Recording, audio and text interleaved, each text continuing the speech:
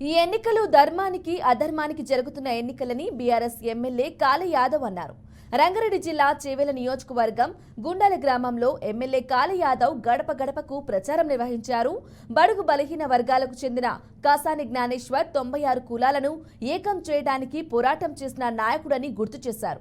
ప్రజలంతా తమ అమూల్యమైన ఓటును కాసాని జ్ఞానేశ్వర్ కు వేసి గెలిపించాలని కాళీ యాదయ్య కోరారు.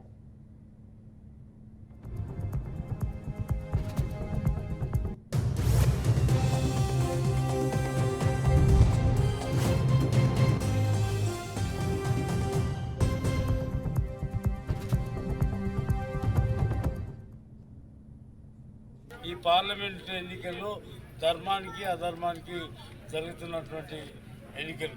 ఎందుకంటే మరి రంజిత్ రెడ్డి గారు, విశ్వేశ్వర రెడ్డి గారు ఈ టీఆర్ఎస్ పార్టీకి వెళ్ళి 2 సార్లు, ఫస్ట్ టైం టీఆర్ఎస్కి వెళ్ళి విశ్వేశ్వర రెడ్డి గారు నిలబడిపోయిండు. తర్వాత రంజిత్ రెడ్డి గారు ఎక్కడ ఏ ఊరో తెలియదు.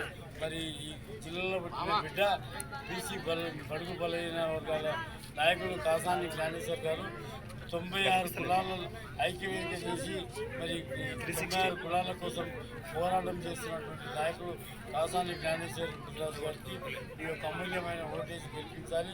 తప్పకుండా ప్రజలు కోరుకుంటుంది ఏంటంటే గ్రామాల్లో వాళ్లకు మంచినీళ్ళు కూడా సరిగ్గా సరఫరా చేయడం లేదు, కళ్యాణ లక్ష్మి వస్తలే, రైతు బంధు వస్తలే, రుణమాఫీ రాలే. ఇవన్నీ కూడా దృష్టిలో పెట్టుకొని ప్రజలందరూ కూడా ముక్త కంఠంతో బీఆర్ఎస్ పార్టీకి పట్టం కట్టే విధంగా ప్రజలందరూ కూడా ముక్త కంఠంతో ఎదురుస్తారు. ఈ పార్లమెంట్ ఎన్నికల్లో ధర్మానికి అధర్మానికి జరుగుతున్నటువంటి